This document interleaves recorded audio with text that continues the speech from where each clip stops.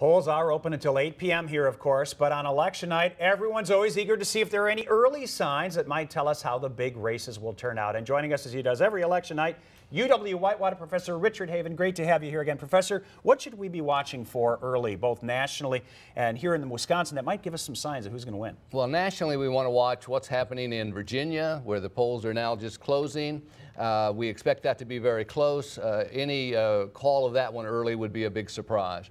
We want to watch what's happening in New Hampshire and Pennsylvania. If Pennsylvania is too close to call, that's a good sign for Romney. If North Carolina is too close to call, that's a good sign for Obama.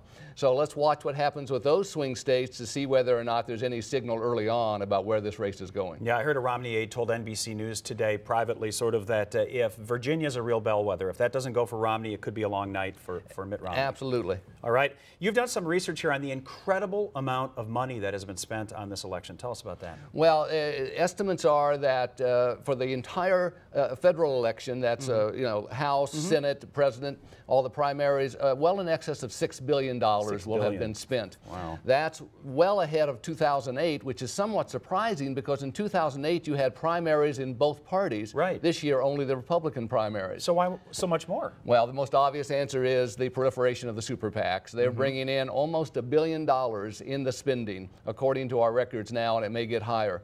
So that's an indication that there's another way to bring that money in and to use it, and it's being used not only in the presidential race and the Senate, but also in the House races now, and that's been a surprise for some of the candidates to suddenly find themselves attacked by outside groups. Wisconsin can be a confusing state politically sometimes. A very conservative governor re-elected in the recall in June, but it's quite different questions here on the ballot today in ways. Tell us about that. Well, obviously, Wisconsin is a swing state. It is also an independent-minded state, and we see examples of that. So it's very possible that we can have a very conservative governor who wins a recall election in June, and then we turn around and elect a very liberal candidate to the United States Senate, or we vote for President Obama as we did in 2008. Now, what's interesting there, if you look at the recall election, there was a sizable group of Democratic identified voters who said they don't believe the recall was ethical, and therefore they were not going to vote for Barrett, they were going to vote for Walker.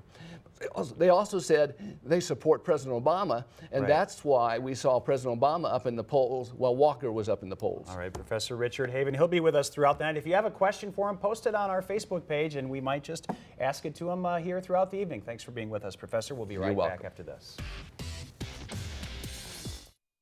NBC 15